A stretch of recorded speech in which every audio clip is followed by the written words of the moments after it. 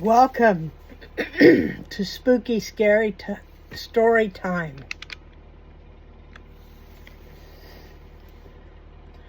I am your host, Leanne. Get off my lawn, Parazone. This story takes place in Tennessee, and it's my own experience. You can believe what happened or not. That's up to you. I helped my niece buy a house in Tennessee, out in a rural area. And it came with 5 or 10 acres, and it was a fairly new build house. Maybe 10 years old, very nice house.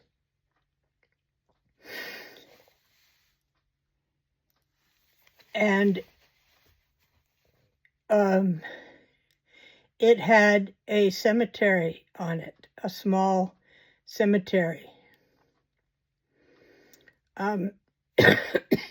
Next door to the property was would have been the plantation house. Although when we think of plantations, we think of these big Greek, temple-like buildings with giant columns and huge houses and monolithic manors, but they weren't all like that. Many plantations were more of a cabin. Not everyone had the wealth of the huge plantations, but many still owned slaves, and the plantation house had been remodeled, and it was a fairly unassuming structure, we'll say. Looked very rustic, more log cabinish, but it was just across a small road from the cemetery. And of course, there were some falling down barns and things like that further back on the property.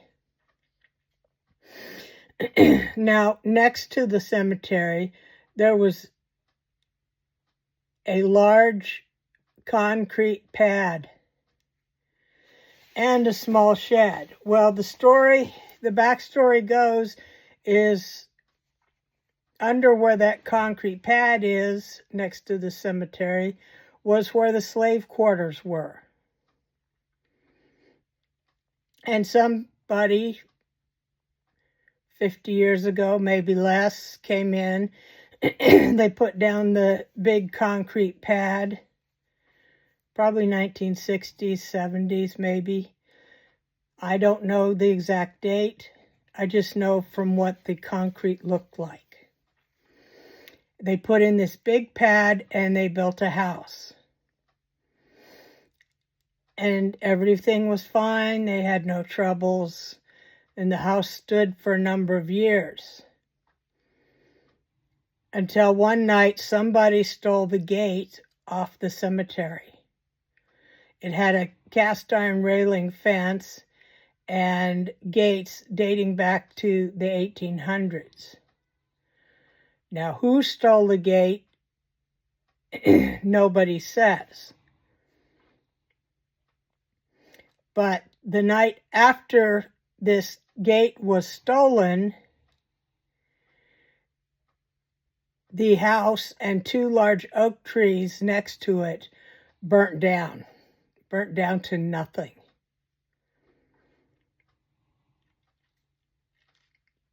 And the cause of the fire could never be determined. And the local lore whispered about kind of thing is that the people that built the house stole the gate to use for ornamental purposes, and the spirits burned the house down.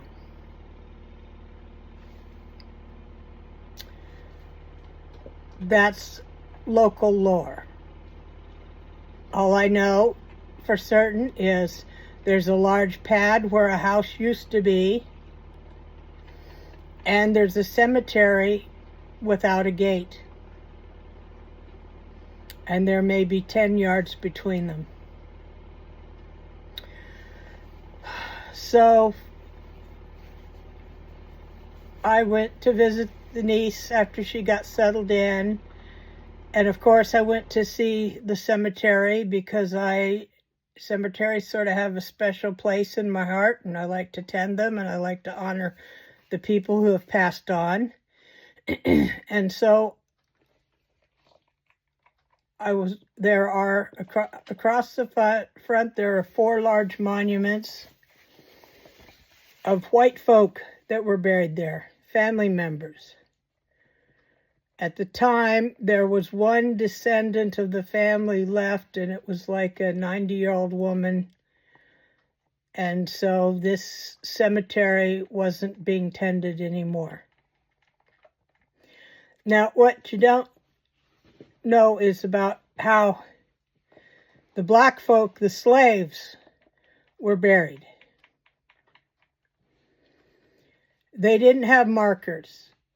They didn't have wooden crosses. They would be marked by an ordinary field stone, but these not particularly ordinary because they weren't stones found in the local area. They were usually round river rocks polished by the rivers and toted in. And so when I went into the cemetery, I started looking, and I realized that this cemetery, maybe it was about 1/4 of an acre. It's not huge, but it's not tiny either. And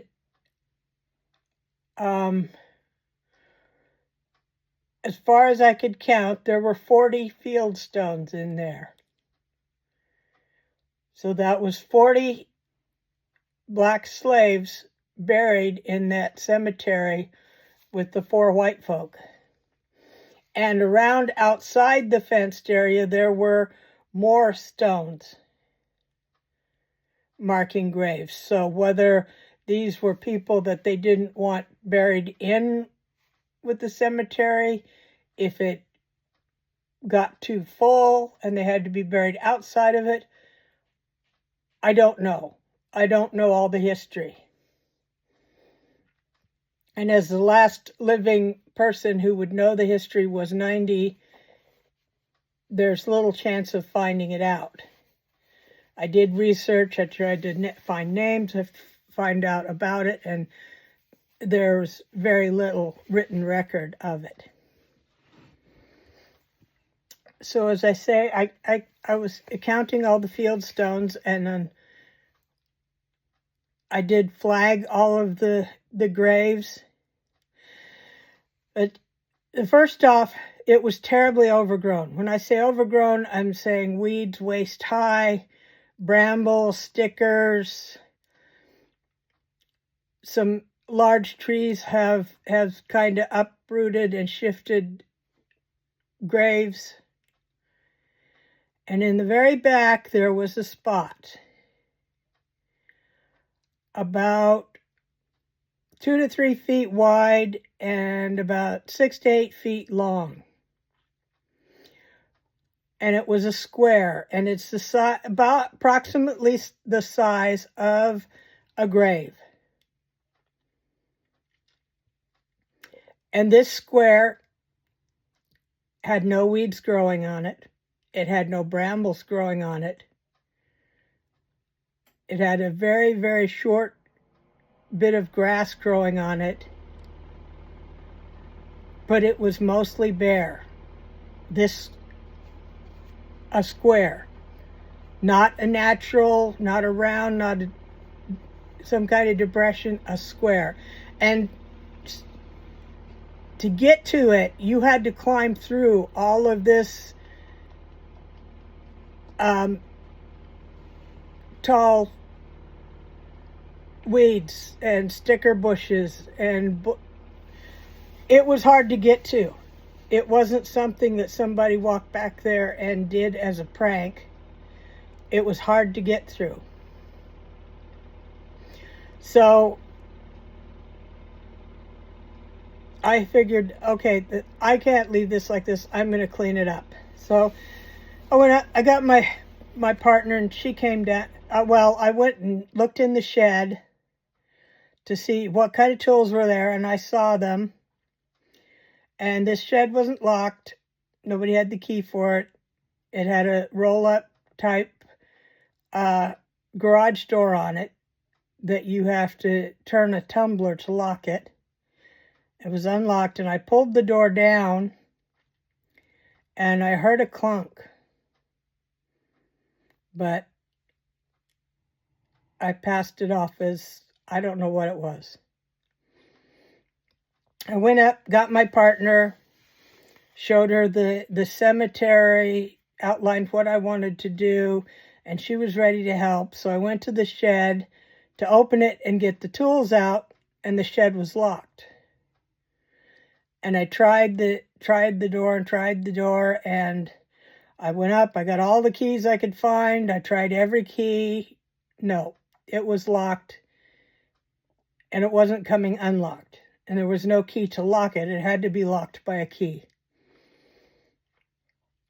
So I'm standing there with my partner. We're looking at it, and I said out loud, my hand is hovering over the knob. It's not touching the knob. It's just above the L-shaped knob, the garage knob. And I said out loud, if you want me to clean up your graves and make your resting spot nice, you've got to open this door and let me have the tools. And she and I both saw it. The handle turned. I didn't turn it. The handle turned under my hand and unlocked the door.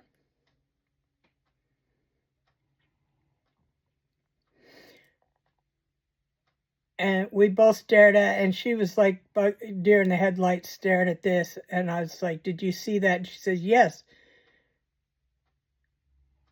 I said, I didn't do that. She said, no, I know you didn't. I could see it. I saw it turn. So I opened it, and we started cleaning the graves. And I would go down there pretty much every day. The next day that I went, I looked up gospel, old 1800s kind of music, and I would play it while I was working. You know, obviously these spirits had some power, and I did not want to tick them off. So I was trying to do everything I could to be nice to them. I talked to them. I enlisted the family to help clear out all of the weeds and make it nice looking. And it was a huge chore. It had been neglected for, I don't know, probably 50 years or more. If you can, imagine what that's like, a place gone wild. So we got it all cleaned up and nice looking. You could see all of the stones from all of the slave graves. I was intending to buy a new gate for it, but life happens. I apologize. I didn't get you a new gate. But there in the back, in that square that had been little more than dirt, sprung up grass and flowers. It grew grass and flowers before the rest of the cemetery grew anything beyond, anything at all to cover the ground. And so there in the back was a square. green and lush with wildflowers growing all over it, in the exact shape and size of a grave.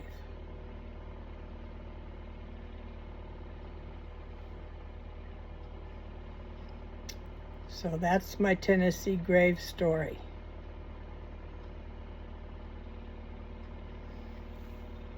Thank you for watching.